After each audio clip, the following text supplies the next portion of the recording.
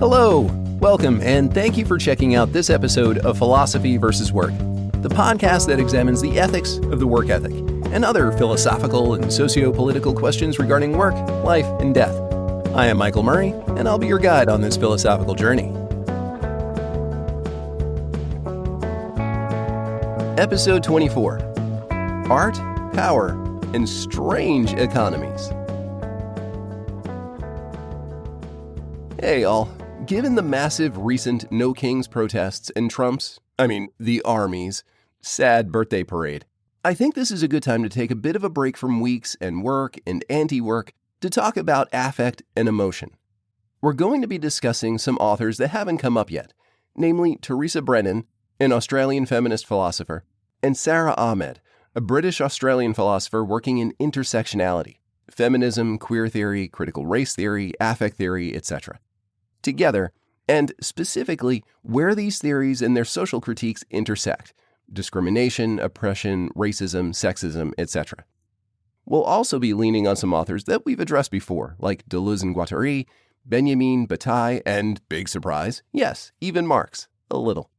I'm revisiting an old grad paper here, but I've updated it to make it more conversational and interject here and there with some current relevancies. The original paper was from December 2017. Also, quick side note apology.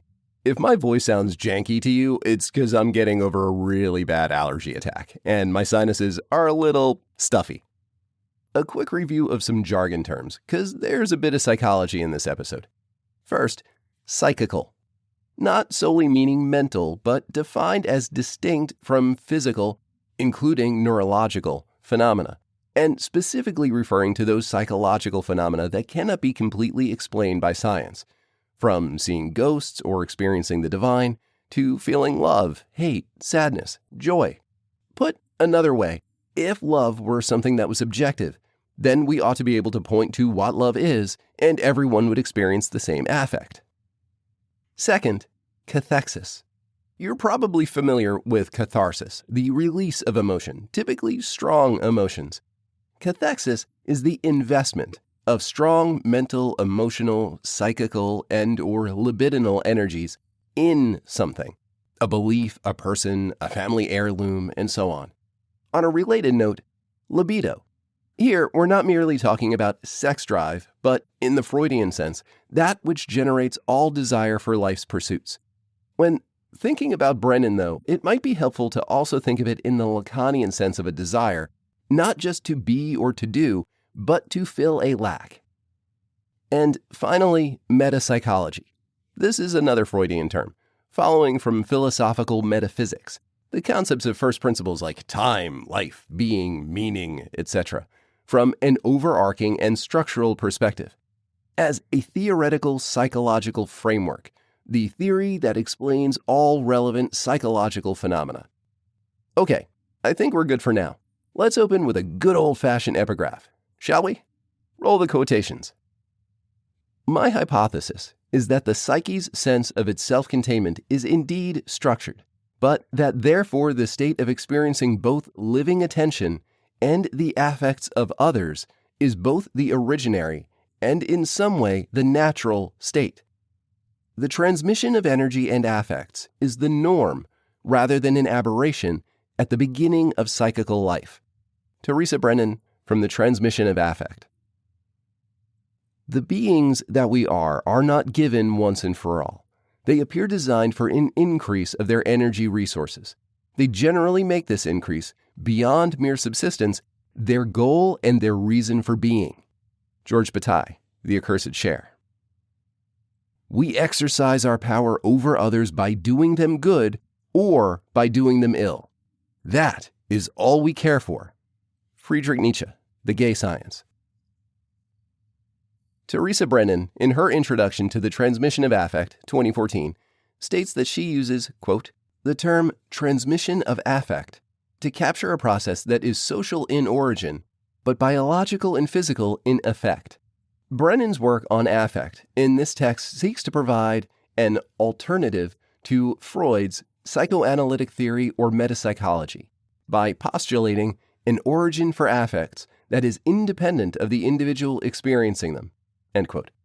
In contrast, Sara Ahmed, in her essay Affective Economies, notes that, quote, "Indeed, insofar as psychoanalysis is a theory of the subject as lacking in the present, then it offers a theory of emotion as economy, as involving relationships of difference and displacement without positive value. That is, emotions work as a form of capital. Affect does not reside positively in the sign or commodity, but is produced only as an effect of its circulation. I am using the economic to suggest that emotions circulate and are distributed across a social as well as a psychic field." End quote. So I'm going to be working with both of these concepts, the transmission and circulation of affects in terms of economics and in terms of power. My understanding of affect here is largely informed by Gilles Deleuze and Félix Guattari. By positioning all of these authors in regards to specific functions of affects and their movements, my aim is to highlight their transmission and circulation specifically in terms of cathexis and catharsis, investment and divestment, expenditure, by the individual, upon and within the social field, in terms of their being situated in relationships of power. First, a clarification of terms should be made. Brennan defines affect as, quote, "the physiological shift accompanying a judgment." Or, citing Lynn Smith Levin, distinguished professor of sociology at Duke, quote, "any evaluative, positive or negative, orientation toward an object." End quote. However, as noted earlier, Ahmed defines affect in the circulation of objects and signs. Think Barth and semiotics. I told you this stuff was just going to keep coming up. For Brennan, it's psychical, internal, and subjective. For Ahmed, it's what happens psychically in relation to a stimulus and circulated out as additional stimulus. For our purposes, my thinking is that it's both. Now, the concept of affect is itself kind of difficult to pin down, so I propose instead to keep it intentionally malleable, diffuse. In the chapter on percept, affect, concept, in their book What is Philosophy?, Deleuze and Guattari define affect as, quote, "precisely the non-human becomings of man, just as percepts are non-human landscapes of nature." End quote. Okay, that's a bit to unpack. So first, let's start with what a percept is, as I think their conception here is easier to grasp and informs what they're thinking in terms of affect. They note, in reference to reading novels, they specifically reference the descriptive in Hardy, Melville, Virginia Woolf, and Chekhov, quote, "percept is the landscape before man in the absence of man." End quote. Think the old adage, if a tree falls in the forest and no one is there to hear it, does it still make a sound? Well, yes, of course it does. And that sound, as well as everything else about that occurrence happening, are all percepts. But someone needs to perceive them for those percepts to become what's been perceived. What's really interesting from Deleuze here is that the act of perception of change changes the perceiver as well. Quote, "The affect goes beyond affectations no less than the percept goes beyond perceptions. The affect is not the passage from one lived state to another, but man's non-human becoming. This is not the transformation of one into the other, but something passing from one to the other. This something can be specified only as sensation. It is a zone of indetermination, of indiscernibility, as if things, beasts, and persons endlessly reach that point that immediately precedes their natural differentiation. This is what is called an affect." End quote.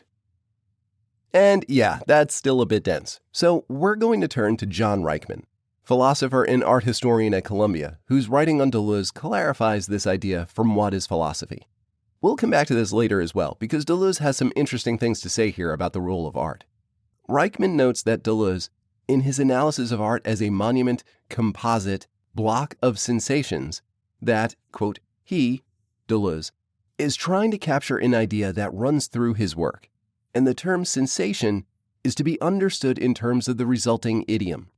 Sensations are not to be confused with subjective states or with sensibilia or sensationalism. Affects and percepts are the two basic types of sensation." End quote. Sadness, anger, fear, guilt, etc. do not themselves describe or determine what an affect is. Rather, they are the names for the relevant affective states at the moment of their sensation. The affect, fear, is not, in itself, a substance, though it does also have a physiological component and means of transmission. It is that which immediately precedes the moment of one becoming fear. Yet it is also that which immediately precedes the moment of one becoming sadness, becoming joy, etc. Taken in this way, affect, as monumentalized in a work of art, can be understood in regards to why different individuals have differing affective responses to the same works of art. The affective response doesn't change the work of art. Yet the same work of art produces different affective responses originating from an experience of the same material object. I'll also note this is where I hang my hat in terms of what defines good art from bad art. Whether it's beautiful or abject is irrelevant. An object fails to rise to the level of art object when it fails, entirely, to elicit an affective response. Conceptually, Deleuze marks a particular distinction from Brennan in terms of how affect is transmitted, in that in this case affect is not purely physiological. The physiological aspect of affect and its transmissibility should be considered no less seriously, but here it is considered one aspect in the broader concept of affect. I believe that, rather than refuting it, this comports with Brennan's conception that physiological substances, such as tears and pheromones, transmit affect, though it does so in that tears and pheromones, like art and music, occur within a larger multiplicity of forms of human communication, both verbal and nonverbal. If anything, I believe it makes Brennan's analysis all the more valid, especially in comparison to purely verbal communication. Yelling at someone and making them feel bad, for example. In that art and music are symptomatic of an underlying truth, that verbal communication is lacking as a full range of human expression. Art and music are just some of the ways we try to fill that gap. Affect, as such, is transmitted and circulates amongst individuals, yet also amongst groups, socioeconomic groups, nations, generations, cultures, etc. Whereas purely verbal communication is transmitted and translated via language and text across cultures, which themselves carry affective histories. Affect is transmitted sensationally and translated contextually. Ahmed notes that her text, The Cultural Politics of Emotion, is an exploration of, quote, how emotions work to shape the surfaces of individual and collective bodies, end quote. Now, I think we need to bring in a pretty wonky term here because despite its wonkiness, it's a really clever concept and carries, I think, greater explanatory potential than surfaces. So let's take a look at Deleuze's term socius as signifying the ground upon which this shaping takes place. Deleuze and Guattari describe the concept of the socius in Anti-Oedipus, Capitalism and Schizophrenia, as such, that by drawing a merely phenomenological parallel between desiring production, hyphenated, and social production, labor in the Marxist sense, drawing no conclusions whatsoever as to the nature and the relationship of the two productions, they can, quote, point out the fact that the forms of social production, like those of desiring production, involve an unengendered, non-productive attitude, an element of anti-production coupled with the process, a full body that functions as a socius. This socius may be the body of the earth, that of the tyrant, or capital. Forces and agents come to represent a miraculous form of its own power. They appear to be miraculated by it. Translators note, in French, miraculé. In a word, the socius as a full body forms a surface where all production is recorded, whereupon the entire process appears to emanate from this recording surface. End quote. Socius is understood here to contain both the physical being of other individuals as well as their temporal, socioeconomic, political, geographic, and linguistic context as a subject within the social-cultural context. Kenneth Surin, professor of literature, religion, and critical theory at Duke, defines the socius thus, quote, "In Anti-Oedipus, the socius is said to be necessary because desiring production is coterminous, having the same temporal, geographic, cultural, etc. borders, with social production and reproduction. And for the latter to take place, desire has to be coded and recoded, so that subjects can be prepared for their social roles and functions. The socius is the terrain of this coding and recoding. Affect is, here, one of these codes. Affect, like language, is inseparable from an individual's navigation of the world, as one is necessarily within and always already social organization. The coding-recoding of desire upon the socius parallels what Ahmed means by shaping. Beyond that, affect's being as code within the encoding of desire upon the social terrain, or substrate or surface, for the individual's social existence, is connected to the cultural centrality of economics within the socius. Ahmed points out one of the consequences of such coding later in Affective Economies, an essay she wrote for the journal Social Text in 2004, where she refutes the claim by the white supremacist website Aryan Nations that white nationalism is centered in love rather than hate. Now, I'm not going to give any breathing room here for the passage Ahmed is refuting. It is a load of white supremacist horseshit, bigotry, and classic spin marketing. The whole, it's not that white supremacists irrationally hate anyone, they claim. It's just that they love each other and their country and Christianity so much they're compelled to rage in their defense. And so, their hate is purely rational.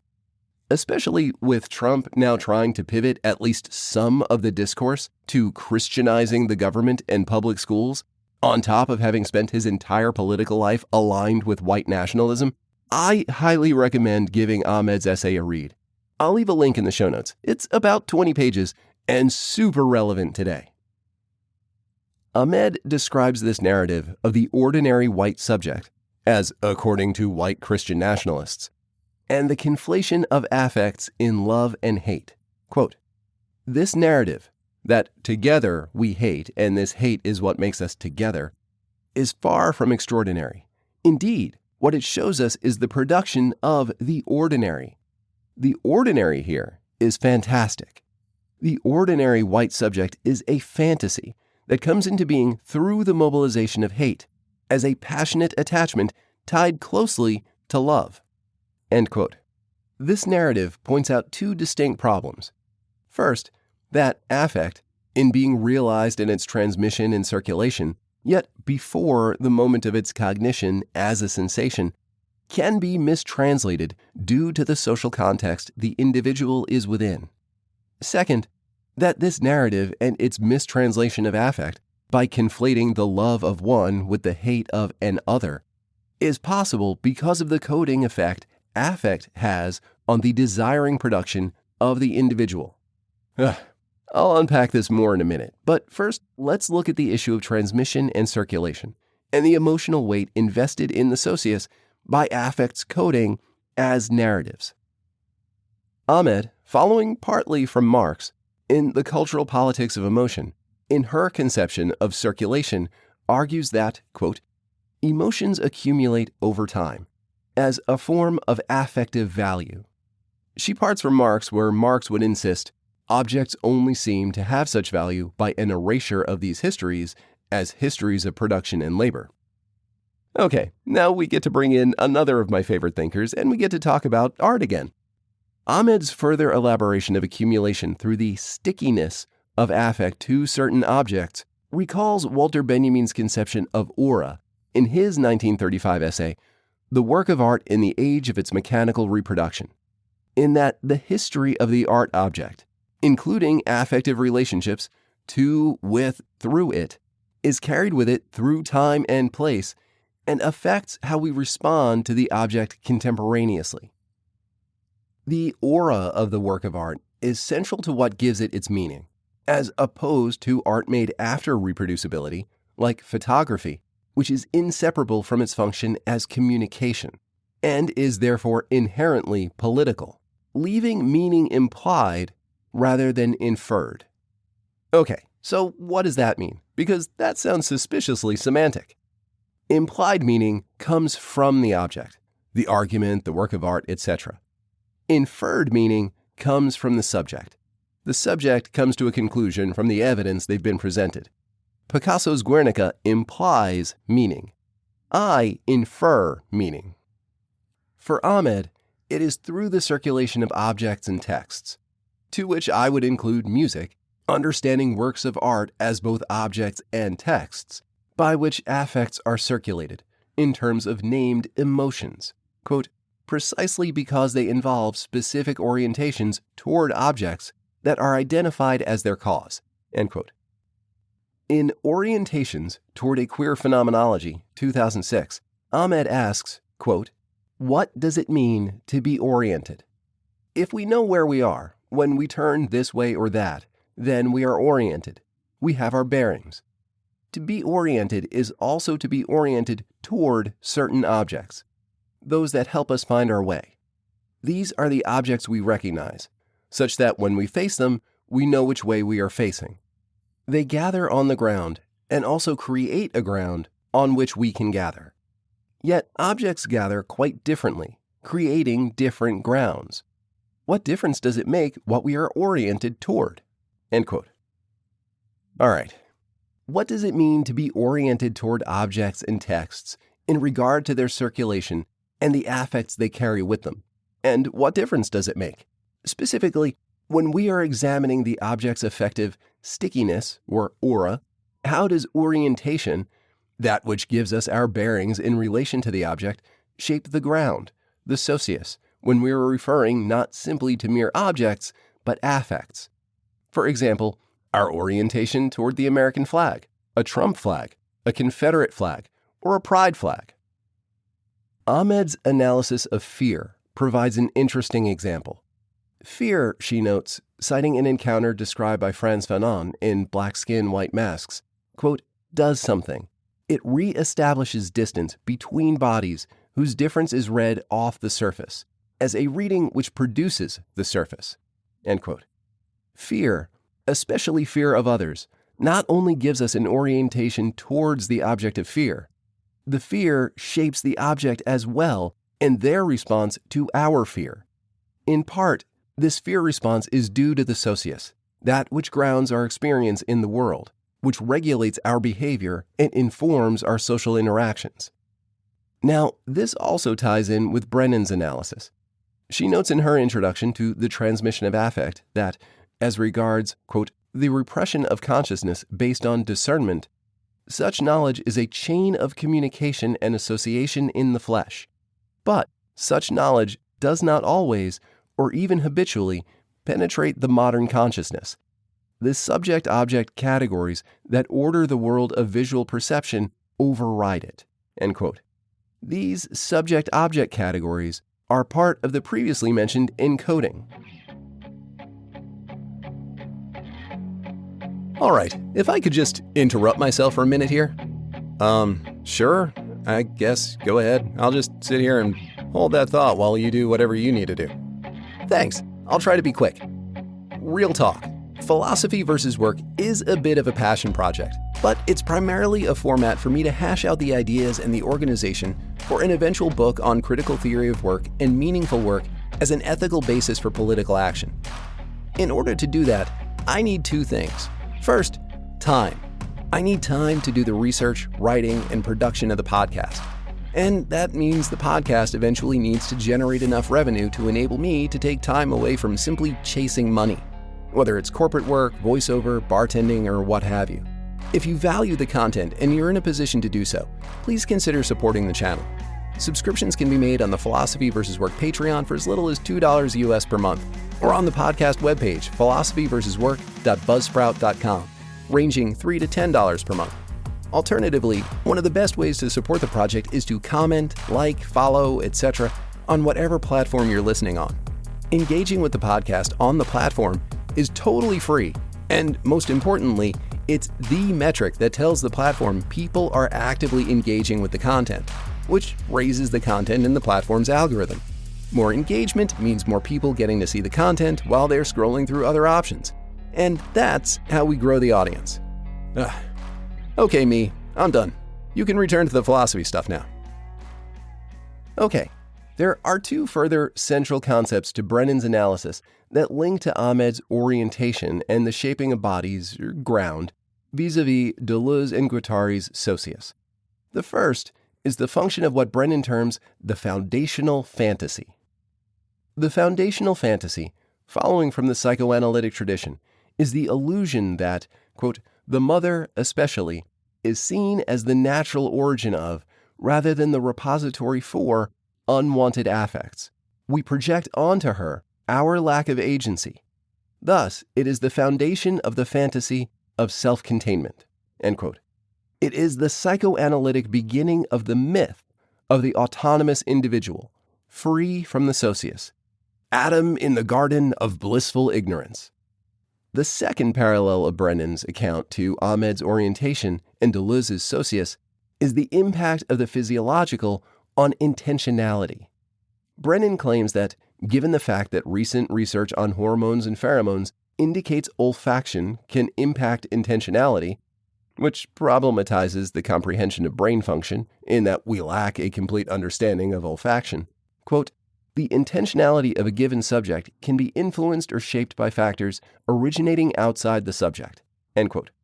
This indicates that it is not solely the linguistic, sociopolitical, cultural factors which contribute to the socius, which forms the orientation toward the object of fear that Ahmed is referring to when referencing Fanon, but that there also exists the transmission of the affect of fear by physiological means between subjects. It is not just that fear sets up an orientation by which the experience is grounded, but also that an economic circulation of affect occurs. This can be construed in terms of a general formula of affect transmission circulation, not in a dissimilar way to what Marx describes in Capital as the general formula for capital.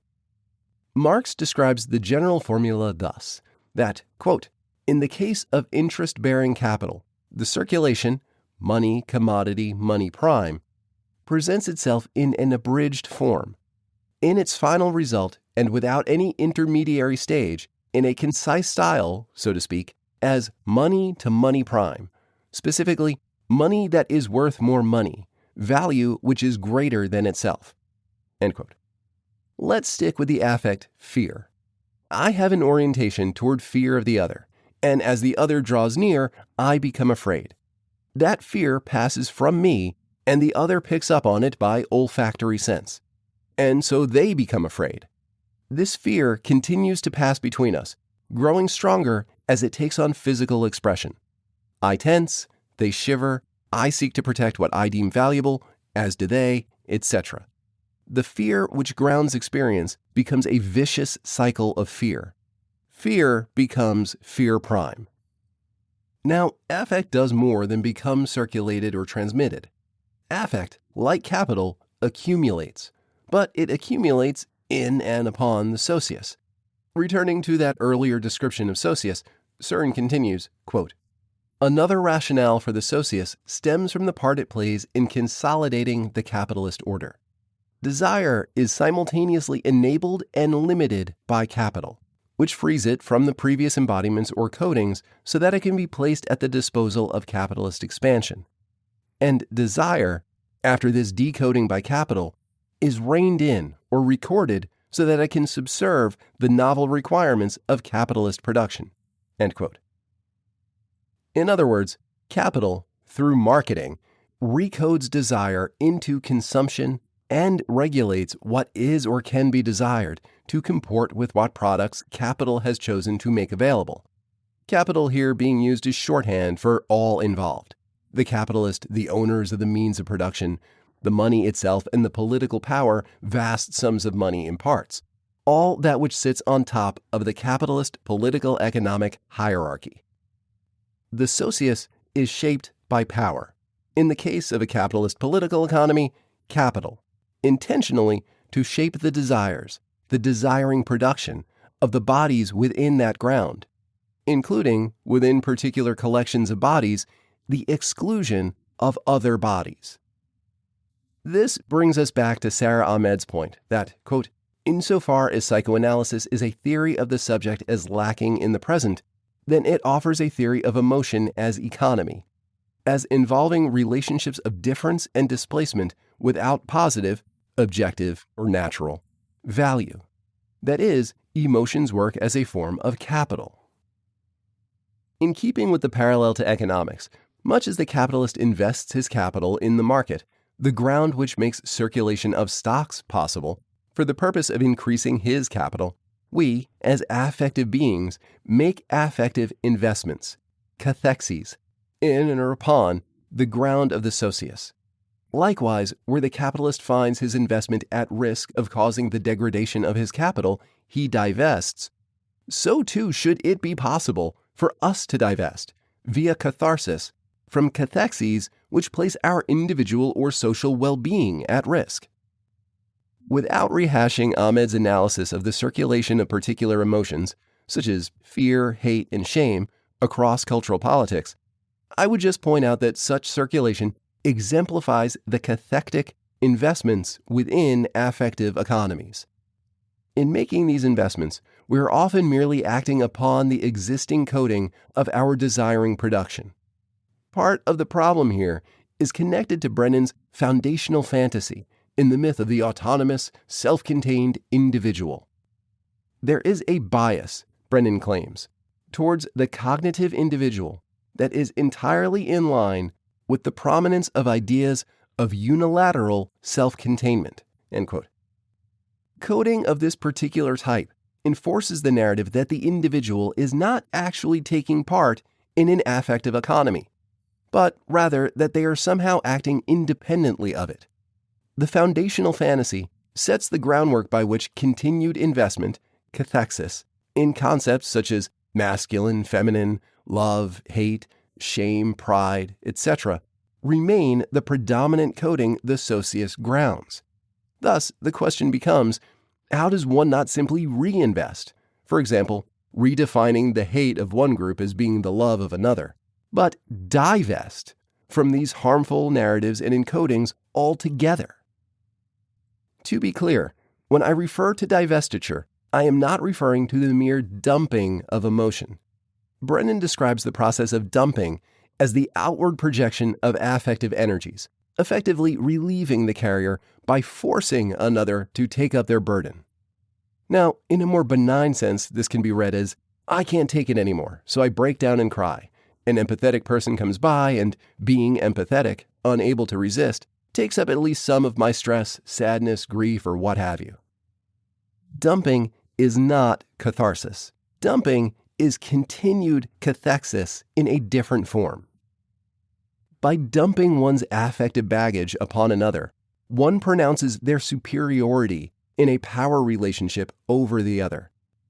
In its malignant form, this is your classic gaslighting, emotional, and/or psychological abuser. The dumper is effectively exploiting the existing affective coding of the socius, much as, in Marxian terms, the capitalist exploits the prevalence of surplus labor in order to maximize his capital gains. The carrier of the affective burden dumps that burden onto another by virtue of the socius, thus maximizing their power, whether in terms of actual power over another or merely seeking to improve their own well-being. This is, of course, where intention really matters. Trump's and his firebrand allies like Steve Bannon's and Charlie Kirk's use of rhetoric to drive fear, resentment, confusion, and hate is an intentional and explicit weaponization of affect in order to increase his power over others. Okay, at the top, I mentioned a quote from Nietzsche. We exercise our power over others by doing them good or by doing them ill. That is all we care for. Let's unpack that a bit. Nietzsche goes on in this aphorism to claim that, quote, doing ill to those on whom we have to make our power felt, for pain is a far more sensitive means for that purpose than pleasure. Pain always asks concerning the cause, while pleasure is inclined to keep within itself and not look backward. doing good and being kind to those who are in any way dependent on us, we want to increase their power because we thus increase our own. End quote. Harm and benefit are both forms of power. The exercise of either by one individual upon another affects the power of both. If this is the case, and I believe it is, then the consideration of the power relationship must be taken into account as an underlying principle, a basic code in the socius, in seeking a form of divestiture. Side note, Shankar Vedantham's Hidden Brain podcast just recently published an episode featuring psychologist Paul Bloom on pleasure and pain in shared experience. And in one part, note that we tend, for psychological reasons, to form closer relationships with people with whom we share painful experiences than pleasurable ones, even at just the level of eating spicy food or watching horror movies. It's pretty interesting. I recommend checking it out. I think it has some interesting implications for phenomena like why it's so hard to get out of the cult of MAGA, even in the face of Trump's policies harming his own supporters. Not to mention, this really supports what Nietzsche projected back in 1882. Okay, back to the economics of affect. Rather than circulating harmful affects in terms of cathexes by dumping, i.e. investment of affective emotional energies, in that which encodes or exploits existing narratives of hate, fear, oppression, etc., onto the socius, is it possible, rather, to circulate harmful affects in terms of catharsis, i.e. divestiture from the same such emotional energies to re-encode the socius, such that relief yields joy without passing a burden on to others? Or, at the very least, to find joy or relief, specifically a transmission or circulation of one's affective energies, such that it yields an increase in one's power, which better serves rather than exploits the socius. If affect is taken in the broad sense, linguistic and non-linguistic, physiological, and especially monumental, art, music, and literature, then I believe the answer is yes. And I think Brennan is pointing in this direction where she refers to symbolization. Symbolization, notes Brennan, quote, is the means for transformation as the process whereby energy locked up in an alphabet, or code to continue the Deleuzian parlance, in which it cannot speak, such as traumatic grief, is released back into the flow of life by words or by the strange chemistry of tears. Symbolization as the act whereby information is transferred from one register or alphabet to another, where it is re-encoded, is simultaneously an act of transformation. End quote. Okay, it is in this act of transformation by which locked up affective energies are released back into the flow of life, as opposed to the act of dumping, which merely circulates without release, that catharsis is possible. These locked up or coded affective energies, just as those affective energies of which we are consciously aware, can be described as a form of accumulated surplus, though this particular kind of surplus is not all wealth. Though it is fair to say that a surplus of negative or harmful affective energies could be reasonably compared to the burden of excessive debt, which in and of itself may also cause an accumulation of harmful affect. This accumulated surplus of harmful affective energies is a problem, and here George Bataille has much to offer the conversation. The problem posed, writes Bataille, is that of the expenditure of the surplus. We need to give away, lose, or destroy. End quote. One possibility of doing so is through the act of gift-giving. Bataille continues, noting that giving, quote, must become acquiring a power. Gift-giving has the virtue of a surpassing of the subject who gives, but in exchange for the object given, the subject appropriates the surpassing. He regards his virtue, that which he has the capacity for, as an asset, as a power that he now possesses. End quote. All right, that's a bit to unpack. The transmission and circulation of the harmful affect energy must be transformed from either its internally locked up state or its being dumped state into a different state in which it can become expenditure as gift, releasing the harmful effects of the affect back into the flow of life or containing it outside of a lived existence, or, well, destroying it. Transformation, especially of affect into its monumental aspect, is capable of not only releasing the locked-up affective energies one possesses, but of excavating them from others, such as the work of art, music, or literature, that through its non-living containment of such energies, draws out from another individual their affective energies, whether or not they may have necessarily even consciously known they had been locked up in the first place. Catharsis, expenditure of surplus, harmful affective energies by transformation into, or encounter with, affect's monumental aspect, opens the possibility of alternatives to circulation and transmission of affect that may otherwise get stuck in the socius in the form of oppressive narratives, or narratives which merely justify oppressions, as coding of desiring production. This being the case, it ought not be a surprise that authoritarian and fascist movements, as well as individuals seeking to exercise and accumulate greater power over others, are so at home with the discourses of harmful affects, fear, resentment, hate, uncertainty, etc., nor that the most adept at this do so by seeking to spin hate into love, or fear, resentment, and uncertainty into nostalgia. They offer no catharsis, no divestiture, but instead aim to justify greater investment. Dialogue and education efforts alone are not enough to overcome oppressing cathexes. The investment must be divested first. As Bataille notes, using the example of anxiety to solve political problems, and I would certainly refer to emotional investment in narratives that justify oppression to be a political problem, it, quote, becomes difficult for those who allow anxiety alone to pose them. It is necessary for anxiety to pose them. End quote.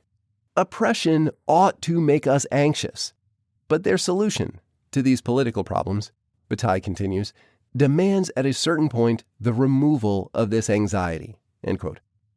Anything less is to operate within the coded functions of anxiety upon the socius without coping with the anxiety itself. To paraphrase Nietzsche and Wittgenstein, that which must be said greatly, and of that which cannot be said, we must be silent. But language, saying, is not the limits of communication. There remains art and music, literature and tears, monuments and physiology, through which new affective currencies may form and circulate, and, ultimately, re-encode the socius to form a ground of experience upon which harmful affective energies lose their value. Now, I said we were going to pivot back to Deleuze and Guattari's What is Philosophy and talk about art, so here we go. They note regarding the artist, quote, in this respect, the ability of the artist to saturate all with an affective athleticism, to give more to their art than they take in to sustain themselves. Artists are like philosophers. What little health they possess is often too fragile, not because of their illness or neuroses, but because they have seen something in life that is too much for anyone, too much for themselves, and that has put them on the quiet mark of death. But this something is also the source or breath that supports them through the illness of the lived, what Nietzsche called health.